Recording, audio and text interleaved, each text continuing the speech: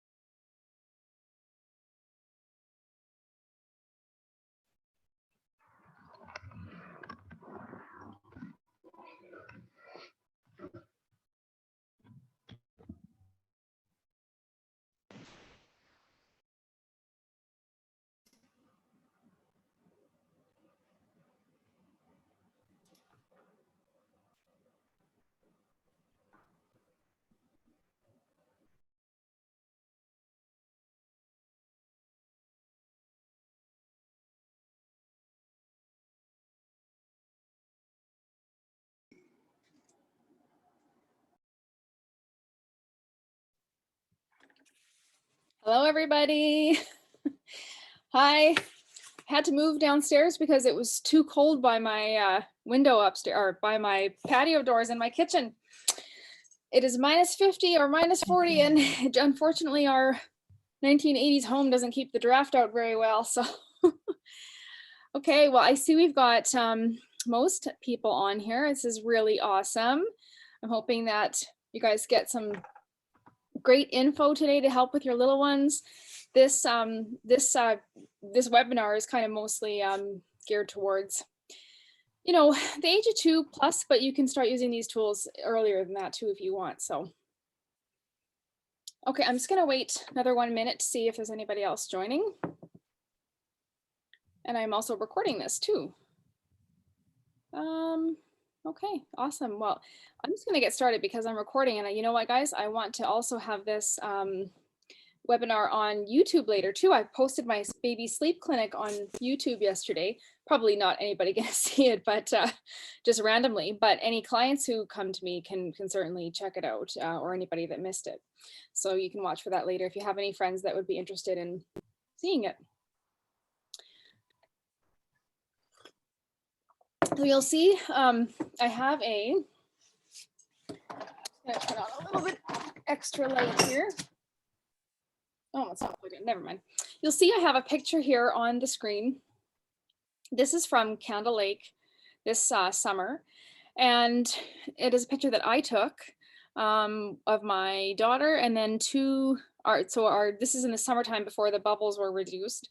We spent about a week at a cabin with some friends, and they were our only bubble family. And anyways, I took this picture. Amateur photography is a little bit of a hobby of mine. It started out a couple winters ago before coronavirus, and I had the plan of taking photos of former clients for marketing purposes, and it kind of blossomed into this hobby. And then when coronavirus started, I couldn't go into people's homes to take photos anymore, so that will have to wait until things are calmed down. But anyways, here's a little glimpse at last summer, and we can all look forward to to summer again soon. Okay, so today we're going to talk about tools for cooperation. Okay, so this, like I said, this can be used for really any age of child. You know, as soon as their language starts developing, you can use this information. So my name is Crystal Miller. Some of you know me. I'd say about half of you already know me because I've already worked with you, and then the other half maybe you're new. So maybe you were referred by a friend or found me online. So either way, that's great. Welcome. Glad to have you. My website is elementsleep.com. You can book anything you want on that site to work with me. Okay, so who am I? Again, my name is Crystal, and I am a certified baby child sleep consultant. I've been doing that since 2013. It is so lovely. I love my job. It's not without its challenges and stressors, but overall a very rewarding and very fun thing for me. I love coaching and training. I also do some training with some human resources in some human resources functions in the city here as well, for a local company that does training and development. So I work with adults as well for leadership and development training. I love it. I'm also a certified parent coach. Now that is the only program that is allowed to actually have the reserved or R sign behind the parent coach designation, because it is a 1-year program and she has that reserved or trademarked. And it was a great program, helps me to work with parents as a coach. Now, for those of you wondering, coach is different than a consultant. Okay, coach is about helping someone figure out on their own the solutions. Consulting is more like what I do every day with behavior and with sleep in terms of just telling people what the solution is and how to do it. So that's more of a consulting hat that I wear most days. I'm also a child behavior specialist. So this is not, I'm not a psychologist or a counselor or a applied behavioral analyst. That is another level of education I don't have at the moment. But child behavior specialty more so allows me to work with parents so that they can figure out what works best for their child, because you know your child best, right? And it's tools that you can use, which we're going to talk about today. And I have worked with hundreds of Canadian and American families and continue to do so today. Okay, let's go through the mindset that we need. Okay, so this is a new kind of a list that I came up with to talk about what kind of mindset is around this parenting paradigm that I have. And this is I've developed it on kind of from my own parenting. I have 2 girls, they're grade 7 and grade 3, and they're wonderful girls. I love them to bits. They're my everything. They challenge me every day. My parenting journey every day is a journey, okay? And you're constantly learning and growing as a parent, so it never stops, no matter how old your kids are. So I want you guys to think about these points. Now, I'll be touching on them a little bit throughout the presentation, but this is kind of the mindset that we need to know when we're trying to have more of a positive discipline, positive parenting outlook. This is what we need to know. So we cannot control our children. We need to manage our own emotions. Okay, so if something's going on, you need to check your own self first, look within, check your own emotion first, and then move on from that. We offer them a choice. So you cannot force or control your child. It's always about a choice, okay? Depending on their age, you can always give them a choice. The expectations and rules need to be clear. There cannot be any waffling on this. They have to be clear. The consequences need to be clear. So when we talk about consequences, we're meaning logical or natural consequences, okay? There doesn't need to be a consequence for everything, but if it's something that you've set as an expectation or a rule ahead of time, that is one of your major top rules, you need to know that your child has to know what the consequences are.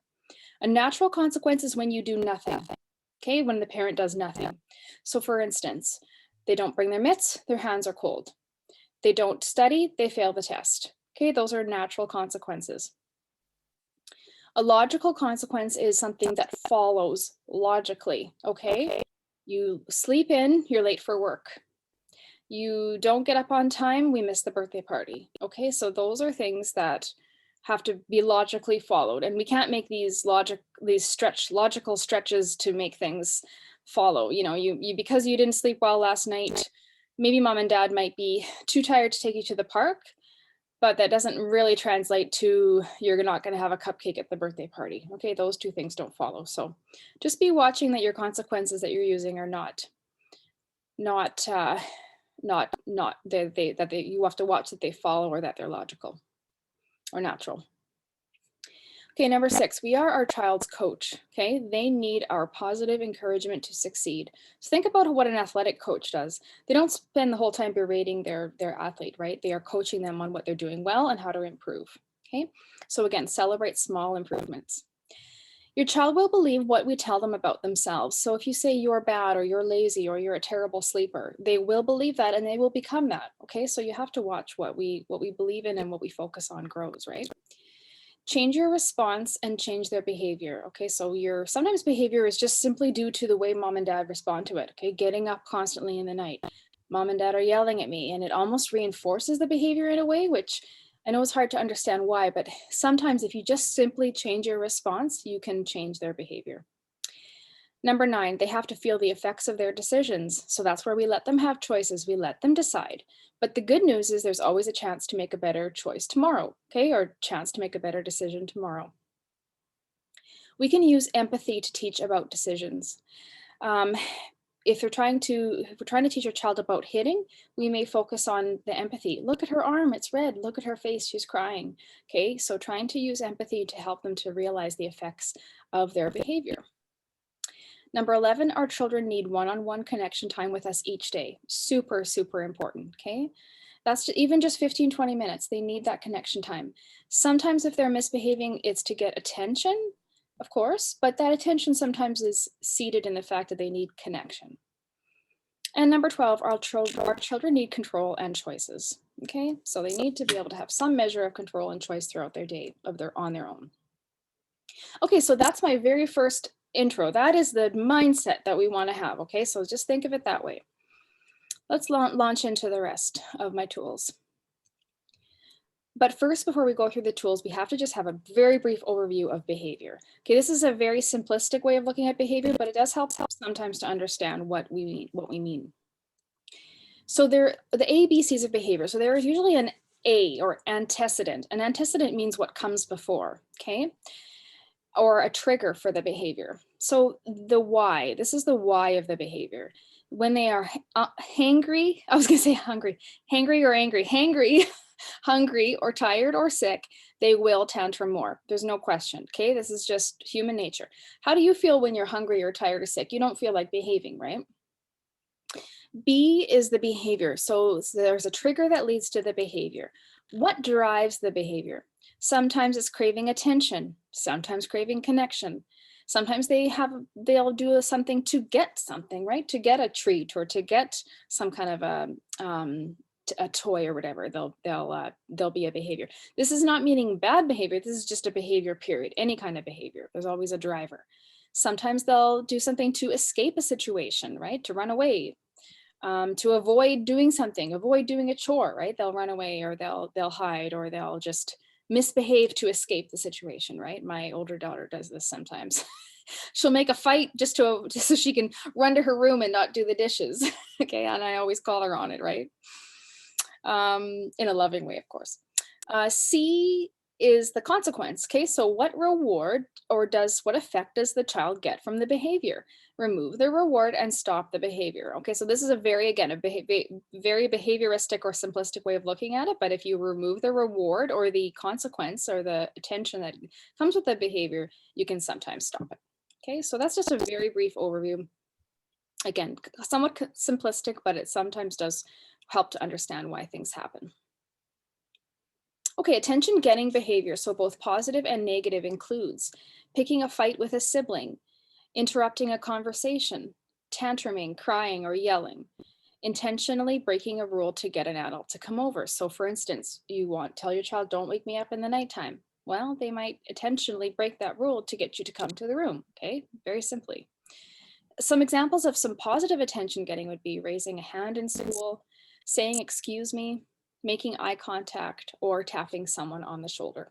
Okay, so excuse me, like think of it in school or just making eye contact to get positive attention, right? Okay, what's the solution when we have these kinds of things happening? We want to influence new replacement behaviors using positive attention. Okay, so we're going to focus on the good and focus on what we want to see. We'll look for and celebrate small daily improvements. Okay, so for all of you coming on here for behavior help, if you worked with me as a sleep consultant when your child was little, hey, what did you see? Results in 2 or 3 days, right? For sleep training. Behavior is different than that. It's a slower process. It takes more time, okay? But when we're looking for it to improve, we're looking for the behaviors to get better over time, meaning they happen or less, or the severity of the reaction is less. So if your child right now is having a tantrum daily and we start using some of these tools and then maybe they only have a tantrum every second day, hey, that'll be a huge win, right? We'll celebrate that. And the more you practice these tools, then the more you can see that behavior getting better over time. Okay, so my top tips for you. So please note, let's go through the tools. So these are the top tools, and please note I use the pronoun him, okay, in this situation for convenience, not for any other reason. So you can just substitute she or he or whichever you want. Okay, so focus on the positive and catch him doing good. So, okay, what you focus on grows. Okay, this is super important. I touched a teeny bit on this already, but I want you to know that when you catch him doing good, this is different from praise. Okay, so when we talk about praise, sometimes praise can seem a bit vapid, okay, like empty, right? We don't want to be over praising to have it seem empty. But to praise in a meaningful way with your child, this is what you can do. Just find that 10-second window where he is saying something lovely, showing patience, or was able to comply with your routine. Get his coat on, and you say, for example, he got his coat on and you didn't have to remind him. Okay, that's just a 10-second window. When tucking your child in, tell him how he is unique to you and in your relationship. For example, when you played with your fire truck, it really helped me to make an awesome supper for all of us. Thank you. See how that just is just a flow of thank you. When you did this, I loved it. It's not like, oh, you're such a great boy. You're just the best boy in the world. That's empty, right? That's not specific. So tell your child specifically what you enjoyed about what they did, just that 10-second window, and then you're good. And it really buoys the child up, right? They really love hearing about themselves, like, oh, I made mom happy. And they just feel, you want them to know what's unique in your relationship with them and how what they bring to the family. Okay, super, super important.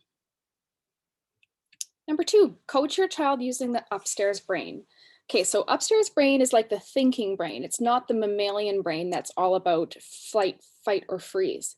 Okay, the upstairs brain is the thinker. Okay, so you want to be an observer and engage this upstairs brain. You got so mad. You kicked your toy. What was going on? Okay, do you see that last part? What was going on? Immediately the brain starts thinking, right? And it kind of keeps it out of that reptilian brain. This will help him to know you accept him no matter what. So you're not mad that he did that. You're accepting of him, but you're just trying to figure out what happened. The puzzle pieces are all over the floor. What should we do? Right? Oh, mom, we'll put them away. Here's the box. I need help. Whatever he says, right? You're just observing.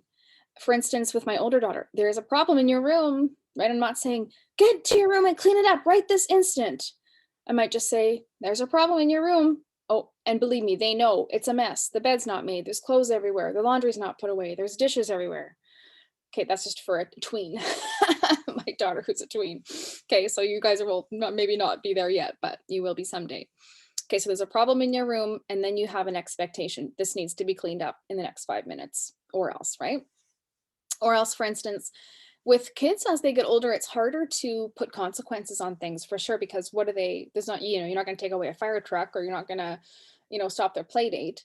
But for instance, I'll just give you guys an example of how when we work with kids, it doesn't matter how old they are, we can always apply these tools to any age. So for instance, my daughter, I had said to her, I was in the hallway, I said, honey, can you grab the wok from, so we have like a wok, like a frying pan, and I wanted her to come downstairs and grab it from the pantry to help me with supper, or just to get it for me, right? And I had said, I think I also wanted her to maybe wash up a couple dishes. And I said these 2 things to her. She said, yes, mom, or she said, okay, just a minute. It's her famous thing. She always says, just a minute. So she heard me. She heard me fine. I started making supper. I waited a few minutes. She wasn't getting it. So I had to go get it myself because I was making supper. So I got the wok. I started everything. And I didn't get mad. I didn't get upset. I didn't lose my cool. When she came out, I think she noticed what had happened. I said, oh, okay, well, it's okay. I said, but for the rest of the night, the iPad's taken away. I delivered the consequence. And you see, this was related to the behavior because she was on the iPad in her room, messaging with her friends. And her attention to the iPad is what was stopping her from doing what she was asked. Okay, so there's a clear relation between the two. I took it away for the night. Yes, she was very mad, but I delivered my consequence. I didn't lose my cool. I didn't have a temper tantrum myself. I think she ended up doing the chores she'd been asked, the dishes. But that doesn't mean she gets the iPad back, okay? Because that's not teaching her, right? She doesn't get it back for the night, and I stuck to my guns. Well, guess what? The more you do these things where you're not losing your cool, you just deliver a natural or a logical consequence, the child will start to learn to make better decisions. So the next time I asked her to do something, she was far more fast at it. Okay, it didn't have a huge fight. I didn't look like the bad guy. I just was simply delivering on what the rules were for the house. Okay, number 3, teach your child about themselves. You are the best hugger, or you are the type of girl who likes having 2 stories before bed, so let's make sure to start the bedtime routine on time. Okay, so you're just teaching them about themselves so that they know how to work with themselves, how to be themselves. You have to know your child so you know how to work with them, right? Okay, number 4, give positive attention. So we already touched on this a teeny bit, but I want you to know all children need our undivided attention at least 20 minutes per day. If you feel like the trust is lacking between the two of you, so some people really feel like their relationship with their child is quite broken or lacking, right? I want you to start with simply giving your time, okay? Sit down and have child directed play. So if your child really enjoys doing puzzles or playing with Lego, just sit down with them on the floor and say, "What are you playing? What can I play with you? Oh, can you be this guy, this character?" Sure, and just really play, ham it up, right? Kids like it when you really play with them. I know it's hard as an adult to do. It's a skill that takes time. Uh, but let me tell you, when be a little bit silly with your child, they will really enjoy it. Okay. Then once you've done the time when you've sat with them and had them direct you in your play at your home, then once that is established, you can then add in special time dates. Okay. So sometimes when people go, I often see people online talking about, oh, my daughter and I have been getting along. What should we do? And oftentimes people say something like, oh, make a special date or go for special girl time or special mom and dad time, or sorry, dad and son time, whatever the case is. And that's an okay suggestion, but you have to watch out that you don't put so much pressure on the child for it to go well, right? Because let's say, oh, we're going to go on a mom and daughter date. Then this pressure is for you to get along during this date and for things to be really great, right? And maybe you haven't done enough work establishing the trust and working on the relationship first. So you want to make sure that you, instead of doing that right away, the special time, just simply sit with your child and just ask them about their day, play with them, just get involved in whatever they're involved in. And then once that's kind of starting to be prepared a bit more, then you can start having special time, okay? Because the pressure will be relieved on it having to go really well. Okay, number 5, give control. So you want to give your child choices because that gives them some control. And everybody needs some control over their world, right? I'm not saying your child's going to become controlling. I'm just saying they need some control. Now, what we want to suggest is we give managed choices. So this means you as the parent decide the options. So do you want rice or pasta tonight? If you don't mind giving those options, right? Do you want Rice Krispies or Shreddies? Do you want your blue pajamas, red pajamas? Do you want to have a shower or a bath? Okay, so these are things you choose ahead of time and you present them as a choice. I'm not saying you're going to give a choice to your child for everything. We can't do that. We can't say to the child, do you want to get ready for school now? Do you want to go to grandma's? Do you want to get in the car? Don't ask a question if it's not a question, okay? That's one of the main things I would always do it when my kids were growing up, and my husband would be like, Crystal, he's like, stop asking a question. But we think ask a question to get their compliance. But what happens when they say no? Okay, then you're setting up a power battle. So you don't want to do that. So give them choices when you can, okay? Also, depending on their age, you start with limited choices. So only a few times a day. If they're doing well with that, then you give them more choices. Okay, so you increase it as you go along. Okay, use validation, number 6. This is super important. You might find that this validation actually works for all of your personal relationships. Okay, it works for adults too.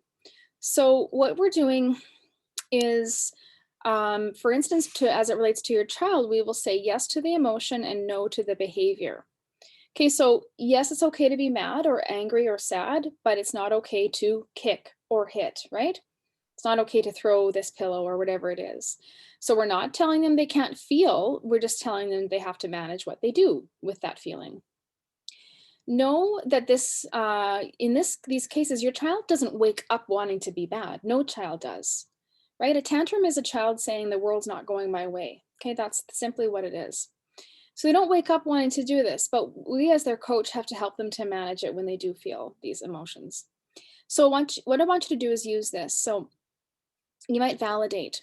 I know you want to, and then you give a reason, but we can't because, and then you give hope. But guess what? Tomorrow we can.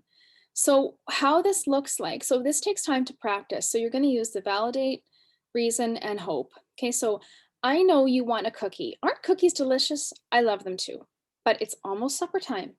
Guess what? We can have a cookie for dessert. Okay, so what did I do there? I validated. Basically, when you're validating, you're telling your child that you're on their team. Okay, so you're on their team. Oh, I know cookies are so good. What about for a friend? Oh, honey, or not, you wouldn't say honey to a friend. Well, you might. I don't know. You might say, oh man, I know you wanted that job. I'm so sorry you didn't get it. Okay, so, or, your husband, lost a sale or something. I know you really wanted that for your business. I'm so sorry you didn't get it. Okay, so you have to use validation, and validation is just telling the person you're on their team and you understand how they feel. So, but guess what you can do with your child though? You can give them what they want in their imagination. Okay, so I've done this with my younger when she was littler. So, what would you do if you had 100 cookies? Like, let's say they asked for a marshmallow or a cookie. What would you do if you had 1,000,000 marshmallows? What would you, and then to go, what would you do? What would you look like? Or can you draw your favorite cookies? We're not going to have cookies right now. They're not on the menu because we're having supper right away. But why don't you take your markers and draw your absolute favorite cookie? Okay, or can we go to the park, Mom? Oh, I'm sorry, honey, I can't take you to the park right now because your baby brother is sleeping. But guess what? When he wakes up, we might be able to go to the park. But in the meantime, why don't you go outside, or why don't you draw yourself on the slide? Okay, so what you're doing here is you're giving them what they want in their imagination, and you're also giving them what they can do instead. So you might say, we can't have a cookie right now, but you can help me set the table so that we're ready to eat supper on time. Or we can't go to the park right now, but you can definitely go outside in the backyard if you want. So you're not only telling them you're not telling them what they can't do, only you're also telling them what they can do. Okay, so it kind of flips it to a positive. Okay, what about number 7? So we want to make sure that we arouse empathy. So if there's a few things you remember from today, I want you to remember this key of validation, and I want you to remember to arouse empathy. So this starts around the age of 3 years, so when they truly can start developing empathy. And empathy is only how my actions affect other people. That's simply what it is. So look, her arm is red and she's crying. Okay, so if this is a case where you've got siblings who are, sibling rivalry or siblings fighting, what you do is when a child has, say you're, for instance, one child hits or kicks another child, you go to the situation right away because it's your job as the parent or the caregiver to intervene. You go right away, and instead of like, Thomas, you hit, what are you doing? You bad boy, go to your room. You don't do that to the child who hit. You go first to the child who was hit and you tend to them first and you develop the empathy. Thomas, look, her arm is red and she's crying. What happened? Oh, she took my truck and I hit her and I was mad. Okay, well, what can we do to make her feel better? Right? So, oh, can you give her a hug? Okay. This isn't necessarily excusing the behavior. This is tending first to the child who was hit. You're developing empathy. But then what you might do is if he, you can always try to tame a situation first using that. Okay. If then it happens again, we're going to go through what to do in the case of a tantrum or in the case of when a child is hitting. We're going to go through that shortly. So you always intervene. You are the parent, you're the coach. You can intervene if you have to. It's letting someone in. You can intervene in a situation if you have to. This doesn't need to be a huge thing of punishing to make them feel bad for what they did. That's not going to teach them. What's going to teach them is that you develop or that you move in with empathy. You help them see the empathy. You say, you validate. I know you were mad that she took your truck, but you can't hit when that happens. Let's practice what to do instead. So again, you correct, you tell them what is expected, and then you help them practice that expectation. So we can't hit when your little sister takes your truck because she's only little, she doesn't understand. What can we do instead? What's an option? Oh, well, I could come get you. Sure, you come get me. If there's a problem, you come get me and I'll come help you. Okay. Also, if you have one child who is like the younger one and who can't say they can't talk or they can't be an advocate for themselves, you might, if there's, say, I see two kids and one truck, what can we do? And if your older child says, well, we can take turns. Great. Okay. Well, so say your younger child, say your name's, Sarah. Well, Sarah's little, so why don't I say what she might be thinking? She might be thinking, hey, that's an awesome truck. I want to play with it too. So because you're older, why don't you make sure that we give turns, and then I'll make sure that she gives it back to you sometimes too, because she might not know how much time there is for turns. Okay, so as you can see, this idea is that you're trying to coach them and you're trying to make sure that you are not, that we're not rushing to punishment, we're not scolding, we're not doing big timeouts because just to teach some random lesson, right? That's not attached to it. You're trying to teach your child how to navigate in the world and how to be a human, right? How to make good decisions. Now, one thing I'll say here too, because we're talking about toys and stuff like that, is if you have an older child, say for instance, or a younger child, doesn't matter which one, who really loves this one toy and they're like, I only want to have this, this is my toy and she can't have it, I don't want to share it. That's fine. But you have to know that if the toys are in the public space, sorry, I've got a sneeze coming. Sorry. If there's toys that are in the public space, like your living room or basement, those are fair game, okay? They have to come up with a plan to share them. Fine, they can share them.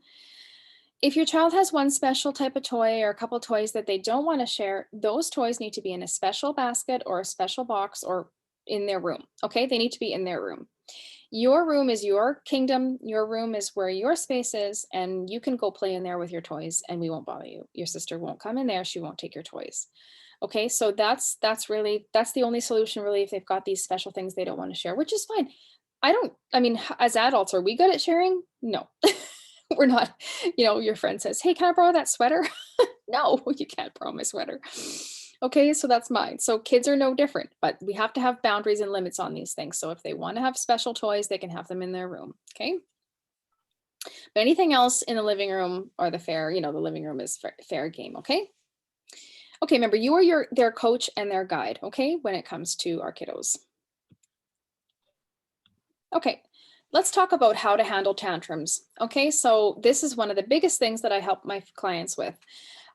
Let's review the 3 golden rules. So I won't hurt myself, I won't hurt someone else, and I won't damage property. Okay, so these are 3 things that when a child is doing one of these 3 things, hurting themselves, hurting someone else, or damaging property, we as parents, we have to move in to give them a chance to calm. Okay, so we have to do some kind of intervention. If they are not breaking a golden rule but having a tantrum, so they're just like screaming and yelling on the floor, just kind of like wailing, you have to use a certain amount of laissez-faire or let them work it out. So you might stand by them, you might hug them, you might just sit by them while they're having a little bit of a tantrum. Be there to comfort them if needed, observe and watch. When they calm themselves a little bit, like, then you say, do you need a hug? Or you go, rub their back or something.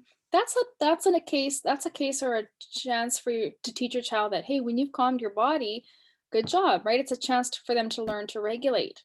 So if they're not breaking a golden rule, you can start off with this observe and report, this observe and watch kind of idea. If they're just like mad, if they're not like wailing and rolling around on the floor, if they're just mad about something and kind of storming around and kind of yelling, be calm, be cool. Don't do this frantic dance trying to fix it. Okay, just let them work it out a little bit. Say no. If they're wanting a marshmallow and they're having a tantrum over a marshmallow before supper, just say, I'm sorry, we can't, remember, validate. I know you want a marshmallow, but it's not on the menu right now. You can, help me set the table, or you can go play with your Lego. Boom, you deliver the expectation, you be calm. And then if they want to stalk off and be mad, that's fine. You don't need to try to always be fixing or trying to make them not mad. It's their job to make themselves not mad. Okay. With your support, of course, and your coaching, right? You're always going to validate and you're going to empathize. And then when they do, if they go and they sit down and they do their Legos, like, start doing their Legos, then just leave it, right? You don't need to always be talking, but you can leave it. And then if they are calm, and then when they come back, you can say, thanks for going to play with your Legos while I was making supper. I really appreciate it. Then you might say at the end of supper, hey, guess what? It's marshmallow time. Okay. So there's always a chance, there's always hope. Okay. That's how we look at it. However, you're asking yourself, Crystal, what am I supposed to do when my child is hurting myself, hurting someone else, or damaging property? What should I do? Now I'm going to bring up a screen that has a script. Okay, so this is a long script. remember, I'm going to be posting this video on YouTube and on my website so you can check it out later, but these are important things. Okay, this is an important script to have. So just kind of, I'm going to read this to you and I want you to kind of like feel the spirit of what it's supposed to be, okay? Remember, we're giving our children, we need to give them a chance to calm their bodies, okay? So this is in the case where they're doing one of the, breaking one of the golden rules. So again, tantrums are a way of saying, I've tried everything I can to make the world go my way. Don't over-engage with him when he's upset. Again, when they're having their little fit, if they're just rolling around on the floor and being mad, use the tools we have reviewed here first, the empathy. Be an investigator, connect with empathy, and validate. Allow him to be upset. Remember, this is when they're not breaking a golden rule yet. Once calm, go to him and say, that was hard. Do you need a hug? Okay. If, here's the part where they're breaking a golden rule. If he is kicking or hitting, tell him, it's okay to be upset, but you can't hit me. Then tell him what he can do instead. If he has not stopped hitting, you are noticing as a parent, your child needs a chance to breathe and relax in a timeout. When he isn't able to stop his body or words, this is an opportunity to teach him about resting until he can stop his body from hitting or his mouth from yelling. You might bring him to a designated area. So I'm not talking about a timeout in the bedroom for 5 or 10 minutes. No, that does not work. You can have a designated area like a large pillow on the floor or a couch. And you can say, please come join us, or please come join me when your hands are ready to stop hitting, okay? So again, please come join us. So this is about teaching our children that you can't be around other people if you're going to be hitting or kicking. Again, the behavior is what we're trying to stop, right? The emotion's fine. You can be mad or sad. You can be as mad or sad as you want, but you can't be hitting with your hands or kicking. So you say, please come join us when your hands are ready to stop hitting. If he follows you immediately off the pillow or the couch and has stopped, then it's okay. Okay, that's all you're trying to do is stop the behavior. If at that point he continues hitting or kicking, say, I see you aren't ready yet, so I'll make the decision. Then you may bring him to his room and you stay with him if necessary, if it's okay, if it's safe to do so. If you have a baby that is in the other room, you need to tend to, of course. But you can stay with him if it's necessary. And it's also okay to leave if you can. So if the child wants to be alone for a few minutes, that's okay. It's okay to leave if you can. So we don't ascribe 5 or 10 or 15 minutes to this timeout because that's useless, right? The child's not going to sit there for 5 minutes, and go, oh, mom was right. I shouldn't have done that. They're just going to be probably in their room kind of mad at you, right? Okay, it's okay. It's natural for them to be mad. Then when your child has stopped or is calm, so again, there's no minutes associated with it. You just wait for them to stop or to be calm. Even when he pauses between any kind of crying bouts, go to him and say, that was tough. Do you need a hug? Again, there's no punishment. There's no, nothing beyond that, just calming yourself down. Now let's talk about, so the events and response do not have to be punitive to teach your child. So you don't have to see them suffer to know it was the right consequence. You just have to see the behavior improve slightly in order to know you are on the right path. So I want you guys to know you can't be blackmailed into doing things differently or getting caught in a situation where you are adjusting your own behavior based on being afraid of your child's reaction. That I was trapped in that when my older daughter was 6. The lady that taught this child behavior specialty to myself and to many others, mainly this course that she teaches stemmed from the people who are she was on the faculty for the sleep certification that I have. And she came on to speak about sleep and behavior and became kind of a mentor to me. And since then I took this specialty with her. So I had to do a consult with her, my mentor, when my older daughter was 6 years ago, you guys, almost, because every time I picked her up from her day home, I was working in an office job at the time. I picked her up from the day home and she every day would ask me, can we go out for supper? Every single day. And I had to say no. And she would have a ballistic reaction. And eventually I started like fearing her reaction and adjusting my own behavior, like giving in a couple times because I was afraid. And that's when I knew, I was like, okay, this is not working for me. So I hired Sharon, my mentor, to coach me on it. And it got better eventually. So part of it is just having the tools, right, to be able to use in that situation. Now, what if, okay, so again, we've talked about these ideas of it not being punitive. You might be saying to yourself, Crystal, the other day, my child took some markers and drew all over the wall. What are you supposed to do then? What is a natural or logical consequence to that? Here's a cloth, you help me clean up the markers off the wall. But here's the twist. You're not just gonna let them just do this without any consequences, right? They have to help you clean it up. And then you say to your child, but guess what? I'm gonna be the keeper of the markers now. Okay, so they clean it up, the problem gets fixed, but you're taking the markers because you're gonna be the keeper of them until your child can show that they are responsible enough to have the markers themselves. You don't say you'll get them back in a day, you just say, but guess what? One day you'll be the keeper of the markers again. Leave it at that. Don't go more than that. You just deliver the rule, deliver the consequence, and then you move on. So again, the child's not being seen to suffer, but mom has the markers so that the child knows, I guess I can't draw on the wall with markers because I don't have the markers, right? So you're removing the temptation. You might even also become the keeper of the crayons if that's going to be an issue too, right?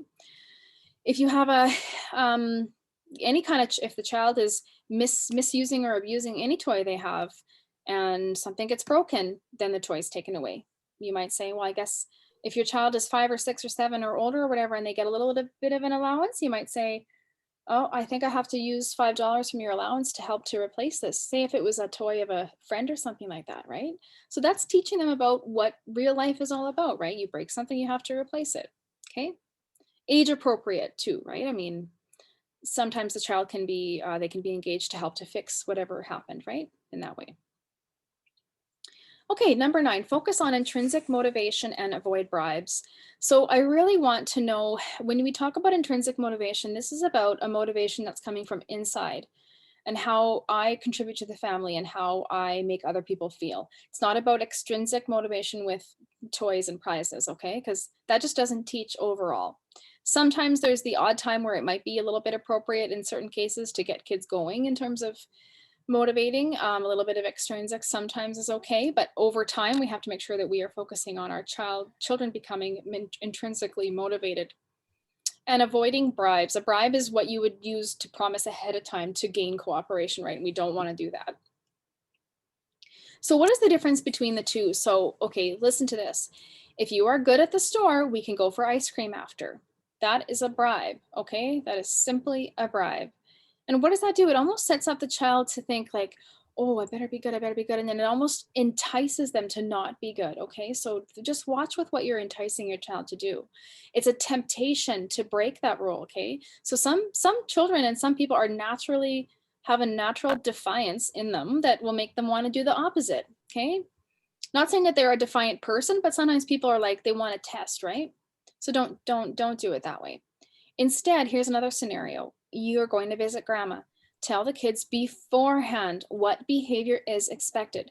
So if you're, when you're at home before, or when you're in the car, you guys say, remember guys, what is our best rule for grandma's house? Be polite, right? And I want to say here too, guys, telling a child to be respectful, I want you to try instead to say to them, be polite. Polite to me sounds way easier than respect. What is, because respect confers some kind of authority on someone, right? Being polite. You can be polite to anyone. My younger daughter, she's 8. She's the most outgoing thing. We'll be at a store and she'll say, thank you. At Christmas time, she was saying Merry Christmas to people. And people just thought it was like the cutest thing. And this is not something that I did really with her or anything. It's just focusing on being polite and kind to people, right? So say at grandma's, you can't play with her special, figurines or whatever grandmas have in their homes. Be polite, listen to grandma's rules, don't jump on the couch, whatever the case may be, right? So, okay, so tell the kids beforehand what behavior is expected. It has to be delivered clearly ahead of time. Then after the visit, you might say, wow, you guys were so great while we visited grandma. Let's go for ice cream. I want an ice cream. Is anybody else?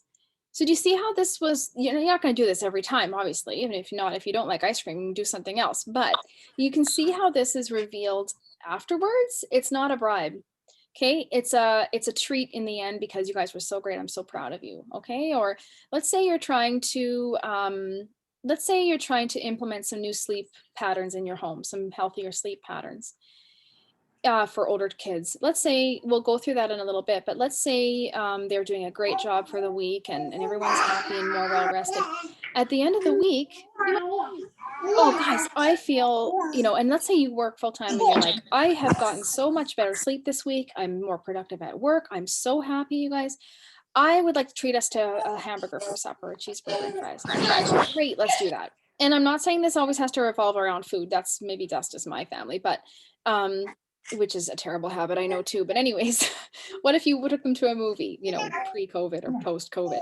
What if we went skating at the park? That kind of idea. Okay, so some kind of a reward for that they followed some new rules and that you're really proud of them. Okay, so it's okay to do that kind of thing. Or if they, let's get back to the grandma situation. If they weren't so great at grandmas, the consequence might be they have to call grandma to apologize, right? That would repair it. Okay, you're not going to make them do a bunch of chores just to make them punished, right? You might just have them call grandma to say, Grandma, I'm sorry I was acting up at your house. Okay, and grandma will say, that's okay. And then the chance is you have a chance to make a better choice the next time. Okay, that's simply all it's about. Doesn't have to be anything beyond that. Okay, number 10, let's talk about having routines. So children need to know what to expect. They want you to do what you say and say what you do. Okay, so predictability is the key. So in my home, my kids always know, there will always be supper time around 5:30. They don't, they're not having to make, they always know that there is food coming, right? There's always snacks coming. There's always food coming. Bedtime's coming. Predictability is key. They know they're going to have to, my kids don't bathe every night now. They're 8 and 12. They are a little bit older than that, or older. They're beyond the daily baths, but every second day or so, we know there's a bath or a shower coming. They know what's coming, right? It's expected they have breakfast in the morning before school. It's tempting for kids to say, I'm not hungry, I don't want to have breakfast. But then as the parent, that when they get to school at 9:30 and they're starting to learn, they're going to be hungry and for their brains to focus, right? So we know as parents, we're more mature than our kids. And so we often will make the decision for them, right? Because they don't have the maturity yet. And did you know that, someone has something in the chat.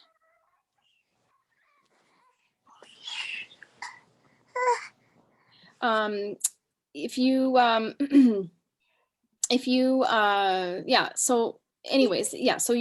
as the parents, we know that we are more mature than our children, so we are often the ones that make the decision. For instance, let's say that your child is, you keep saying to them, come on, get your mitts, let's go.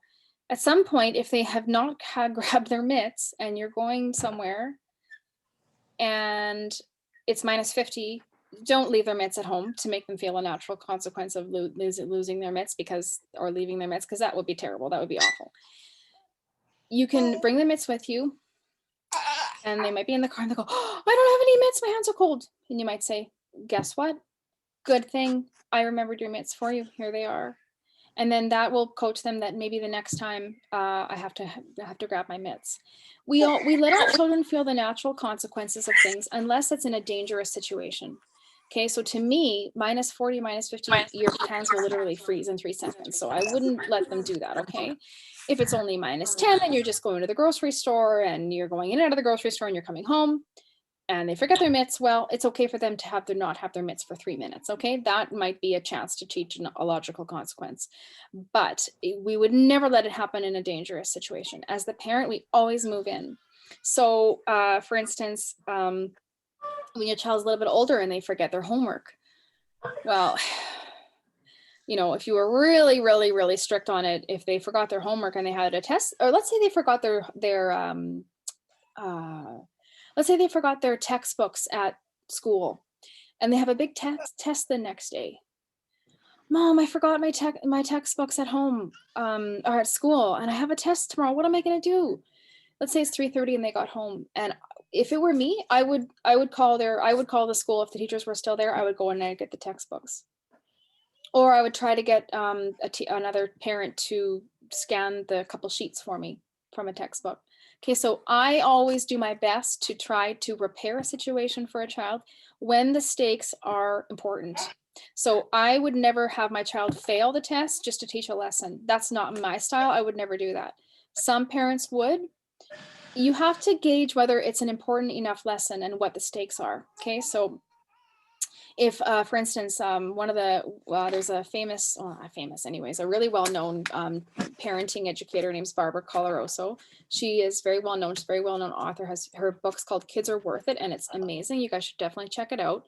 So Barbara Coloroso would have an example of, your child has a big band concert and they forgot their instrument at home. Okay, so are you gonna go bring them their instrument? Of course you are, right? If it became an issue where every week they were forgetting their instrument and it was just for practice, you might make them feel the regular consequence 1 week to not have their instrument, of course. But when it comes to a situation where they really need it, you're gonna, of course, help them out, okay? If possible, if it's possible. That's why routines and having things ready the day before are very, very important too, okay? Last week I had to bring my older daughter, her water bottle to school. And let me tell you, it's not the first time that's happened. Now, due to COVID, they can't just go and drink from the water fountain. They have to have a water bottle to fill up in the water bottle station. And I had asked her that morning, do you have your water bottle in your backpack? Yes, it's there. So she said to me, yes, I have my water bottle. So I did, to me, I'm thinking I did my part, right? Well, hour later, Mom, I'm really thirsty. I don't have my water bottle at school. So I think I was in a meeting or something and I brought it to her afterwards. And as I went into the school, I handed it, I didn't hand it, but anyways, I brought it to the school and I was talking with the secretary about how this had happened. She goes, my kids say to me, Mom, I have my water bottle. And I say, show me, she says. So now I say that to my daughter, show me you have your water bottle, right? Just that you know, because not every parent has time to be running to the school to bring a water bottle. And I don't either, right? So if you don't have the time, you make sure that you're prepared ahead of time. Anyways, that's this whole idea of this rescuing versus helping, right? Our children. So there's times when you are going to rescue them because you know it's important, and other times you can choose whether it's, enough to have a natural consequence for the action.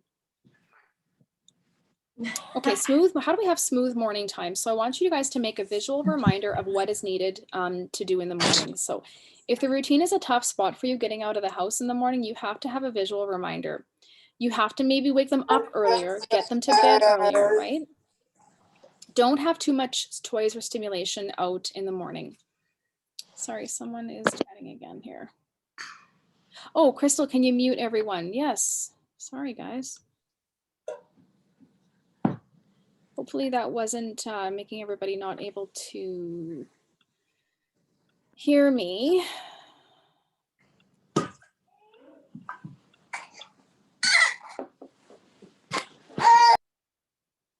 Okay, sorry guys, everyone's muted now, except me. Okay, so for our smooth morning times, don't have any too many toys or stimulation out in the morning, okay? Have your child get dressed before breakfast. Okay, guys, this is a game changer. Have them get dressed before breakfast. So you might be in the room with them, getting them ready. Have them get dressed, even if they're, sometimes my 8-year-old, oh my God, she's a little bit of a squirrel sometimes. I have to really keep her focused. I go into her room and I'll sometimes even just like start helping her get undressed, and even in her bed, even before she's even gotten out of bed, I might help her. But actually she's getting much better. I haven't had to do that a lot lately. She gets ready on her own.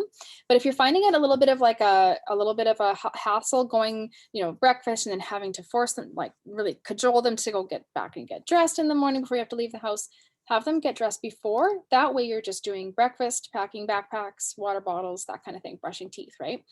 If you have a bathroom next to the, when you're leaving the house, if you have a bathroom on the main floor, instead of having them go back up to brush their teeth in the other bathroom, get a toothbrush for the other bathroom, right? Closer to the door. That makes it much more streamlined.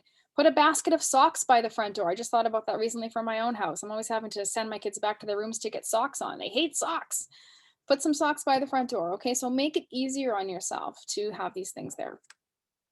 If you want to have your child get ready for them by themselves with their clothes, remove clothing that are not appropriate for the season. Okay, so take away the shorts, take away the dresses, only keep the clothing that you think that they're okay for them to wear.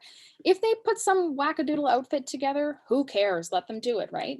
There will come a day when your child won't want to wear certain things. So for the meantime, while they're picking whatever you have there, just let them pick whatever it is, right?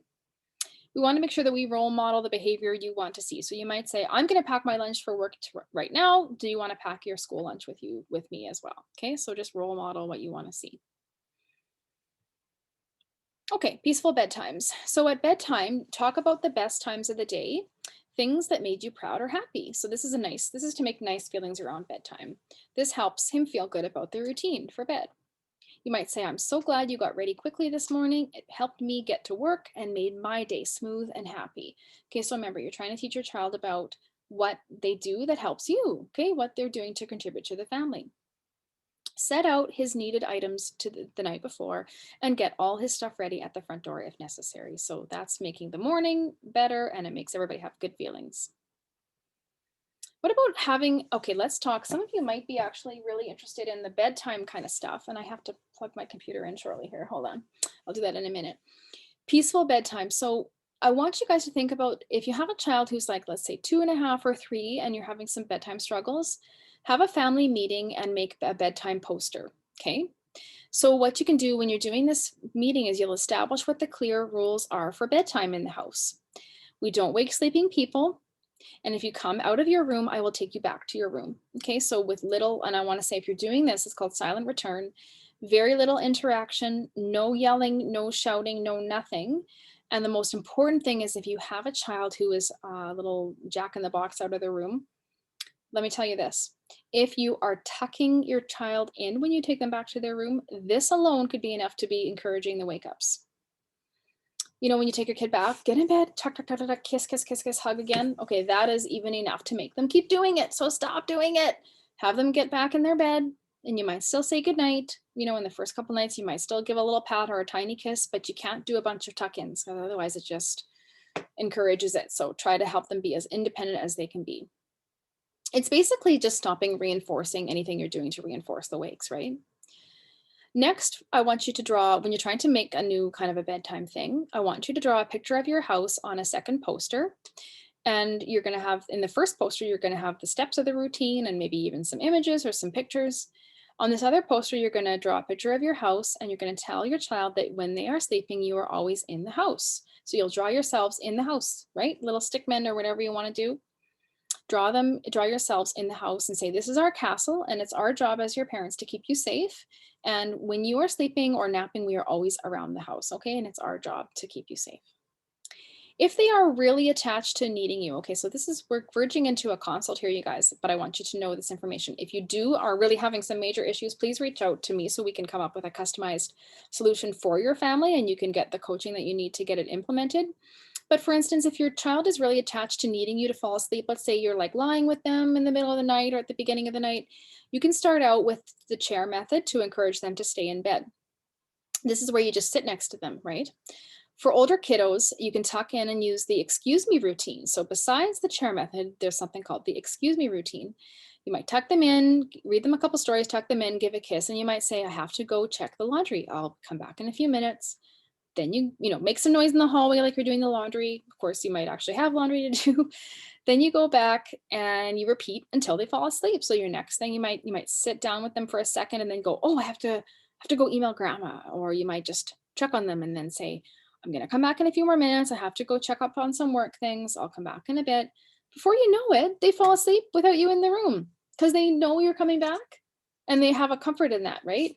So do that. And then down the road, in the morning, you actually reassure them that you did check on them.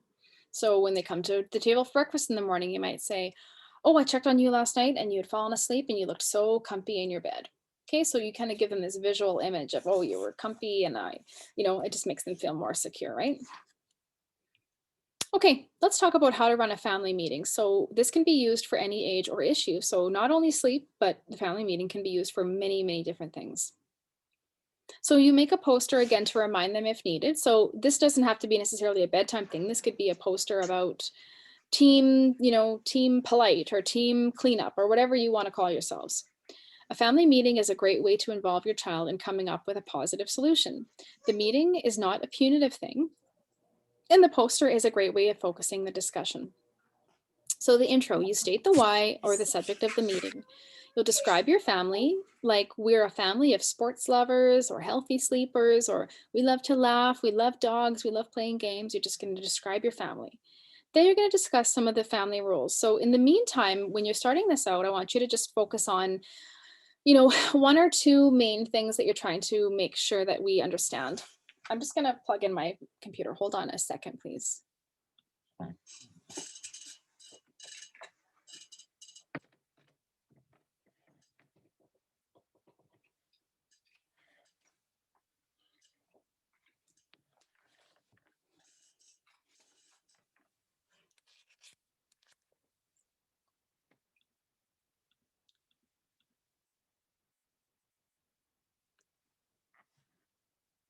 Oh, okay. Someone here, I'm just gonna pause. Cohen is asking if when you do leave the room, they turn on a lamp and read books, should you allow that? Kid is 3 years. Okay. Thank you for the question. I love, love, love, love that question. And the answer is no. You should not let them turn on a lamp and read books. A 3-year-old cannot decide when they should go to bed. Okay. Parents decide that.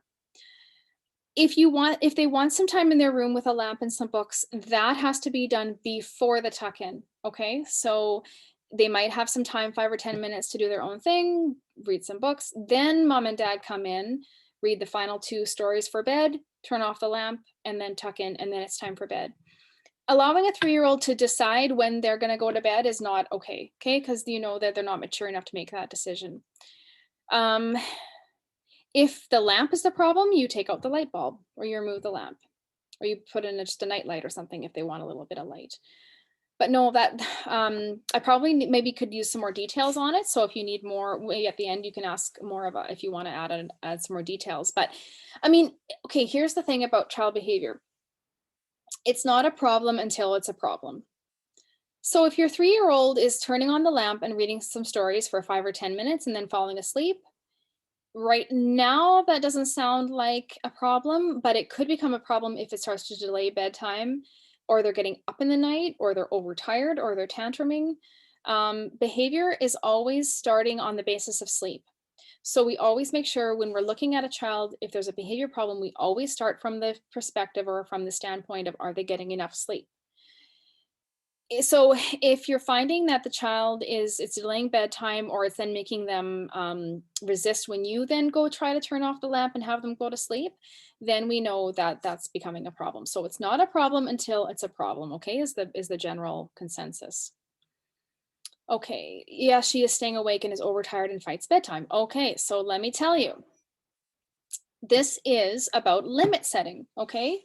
So guys, the child's staying awake and is overtired and fights bedtime. It's time for mom and dad to set some limits. Okay, so when it comes to sleep, there are different areas. There's sleep associations and there's limits. A sleep association is what a child needs to fall asleep. So for example, mom needs to lie down with me, dad needs to lie down with me. That's a sleep association. They associate it with falling asleep. That is when it comes to, hold on. That is a sleep association. A limit would be, no, you can't turn on your lamp and read extra stories. It's time for bed. That is putting a limit on it. Okay. So much of my work is helping parents to learn again how to say no, how to put on limits. Okay. It's so hard. And I know every parent struggles with this. Okay, someone else is saying, I've tried the excuse me method, but she come find me in the laundry room or wherever I'm going. Do I keep taking her back? But it just keeps going. Okay, so this is Keisha's iPhone. Okay. Oh, I'm sorry. This is a private message. Okay. Sorry, I shouldn't have said your name. Anyway, someone says, I've tried to excuse me, but they keep coming out. Okay, so if your child keeps coming out of the room, okay, obviously the excuse me method is not working. I don't know what's the long or short answer. One of the answers is you have to keep taking them back. Okay. If your child comes out 100 times, you might have to take them out 101 times. However, that is a recipe for disaster because it tests every parent's patience, and you might not have the patience to take them back to their room 101 times. In this case, if your child refuses to stay in their room, sometimes we have to use a temporarily temporary solution of either having a gate or closing the door. Okay, I know this is not palatable to everybody. You're not going to want to do this if it's not palatable, but sometimes children, their impulse is so strong to come out, they cannot stop themselves. They cannot. So you as the parent, because you're the parent and you're the more mature one, you are the one that has to decide. I see you're having a hard time keeping your body in your room, so I'll decide. You might close the door. You might, I don't want to say lock your child in, but you might have a child lock on it. You might have a gate. You might sit there until they learn that they have to stay in their room. You might sit outside the room. They might wind up kicking the door, being very mad and falling asleep on the floor. I have this happen quite often. They fall asleep on the floor, and then you can go move them to their bed when you go to bed, or they might eventually choose to lie down on their bed instead. Some people will leave children to sleep on the floor. Depends on what you want to do. Not often, but they sometimes may. So this is it's a very tricky thing. Oftentimes I see this when we have moved them out of their crib too early, which if they're climbing out of the crib, you really have to take it away. That's not a question. But again, putting a gate up or closing the door is not about a punitive thing or about jailing them in. It's not. It is about keeping their bodies safe. You can't have a 2 or 3-year-old roaming around the house in the middle of the night. Okay, so you have to keep their bodies safely in their room. Okay, so yeah, thanks for the questions. That's great, guys. So, okay, when you're having this family meeting, you will pass the microphone around. This can be like a little magic marker or whatever. Promote active listening by looking at the person who is talking and not interrupting. Complete the family poster with some pictures, writing, or whatever you wish. Each person uses the microphone to say what they're looking forward to or what they want included in their routine or what they love about the family or what they want more of or what they want less of. You know, I want more hugs, I want less yelling, I want more games, I want to go outside with you, that kind of thing, right? And these are all things that the parents will decide whether it's appropriate or not. Of course, you're the parent, you can always decide. Discuss the consequences of not following the family's expectations. And then you be clear, okay? So you have to be clear on the expectations, and then you have to follow through. If someone breaks the rule, you have to follow through with what was clearly stated ahead of time. And then ready, set, go, you say at the end, okay? And then the whole family goes. And you might choose to have some hot chocolate or some cookies or something to go with the family meeting when everybody's in a good mood. Don't do this like half an hour before bedtime, okay? That's the worst time. Do it in an afternoon when everyone's in a good mood. Keep communication simple. I've talked about this a little bit already, but your child cannot reason like an adult. This leads to too much over-engagement, okay? A 2 or 3, 4-year-old cannot understand adult principles, okay? They can't. Don't give more than 1 or 2 reasons for something. Otherwise, you're trying to persuade your child. And that can leave the child open to being unpersuaded, okay? Don't try to persuade. You can't persuade. You have to just have clear expectations and follow through. So give 1 or 2 reasons why something can't happen. Sorry, we can't go to the park because your baby brother is sleeping, or because it's -40. We can't go to the park. I'm so sorry. I know you really wanted to go to the park, but guess what? Wednesday is supposed to be a nicer day outside, so we can maybe go that day. Okay, and then you leave it, and then you give the 1 or 2 reasons, and then you leave it. You don't need to over-engage, over-explain, convince. It's not your job to convince or persuade. So to recap, everybody, your key messages to your child: you like what they do, or you like what he does, you like who he is, and you like being with him. Okay, those are our key messages. I love you, I like you, I want to be with you, and you're awesome. Okay, those are our main messages.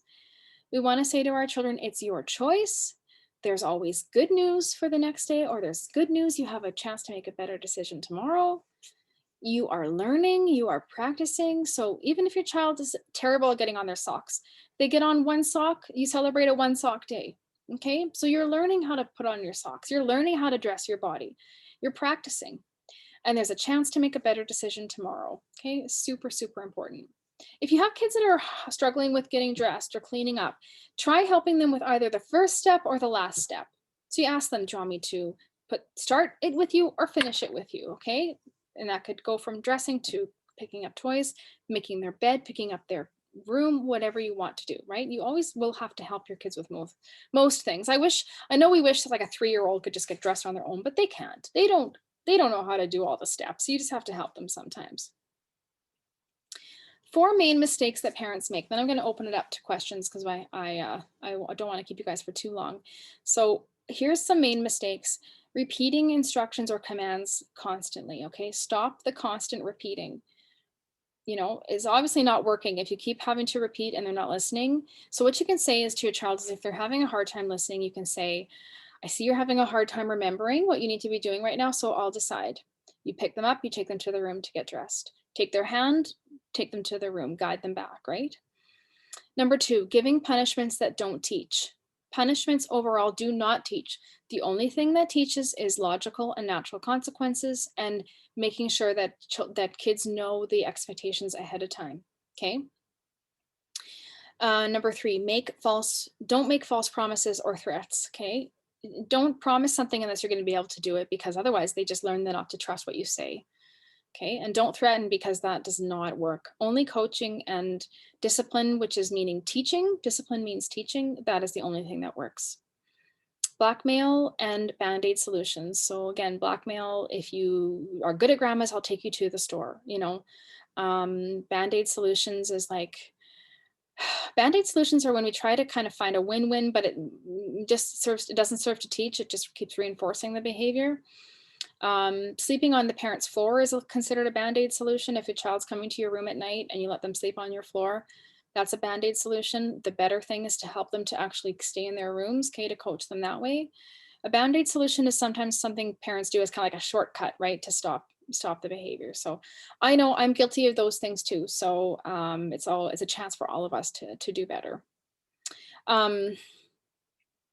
Shoot, I had something else I was going to add about the false promises or threats, but now I forget. It'll come to me after. Okay, kids are great deal makers, but terrible deal keepers. Okay, I love this. You try to make deals with them, and they always are initially kind of like into it, but then they're terrible at keeping their deals, okay? So don't set them up for failure. Don't set them up for something you know they're not going to be able to complete. And you have to know that it is your child's choice to comply. So you cannot force your child to eat, sleep, or poop, but you can create the scene for success, set the scene for success, and give them the tools that they need. So some scripts we have are: tell your hands to stop hitting, tell your feet to stop kicking, and it's okay to be mad, but it's not okay to hit. Okay, so those are the main kind of things. Children are very animistic. So when you say to them, tell your hands to stop hitting, their hands have a life, right? Their feet have a life of their own. So use that to your advantage. You have to play, right? You have to really get into their head. You're like a marketer. You have to think of creative ways to pose these things to kids to get them to cooperate. I'm not saying you have to bend over backwards. I'm just saying is sometimes you can use some of these kind of fun tools to get them to, these silly things to kind of get them to relax a bit. Enjoy the ride. You guys are doing great. And for further help, check my site, elementsleep.com. Now, I want to say, for any of you who are really having some major bedtime struggles, we're not going to be able to solve it on the phone call today. Of course, I'm going to open it up to questions, and if you have a couple quick questions, that's great. I don't mind at all. But if it's like a major issue where you've got major, like, Jack in the Box out of the room, will not listen, behavioral tantrums and stuff, probably a good idea to look on my site to book in for a consult. I have a 1-hour call. I have a child behavior consult, and I have a few other sleep packages. So take a look at those. I can work within anybody's budget, within anybody's desire for how much coaching they think they need. If you just have about an hour of questions that you want to really dive into some different specific things, then we can definitely set that up. Okay. To get things booked in now, you have to set up a 15-minute call with me, and I'm booking through only on my own now on my site, instead of letting people book in the consults themselves, for now at least, because I'm trying to make sure that my clients are a good fit for what we want to do, and we want to make sure that we have the right expectations ahead of time too. Okay, it was awesome sharing this with you guys today. I'm going to stop the recording, and then I can take some questions. Thanks for tuning in.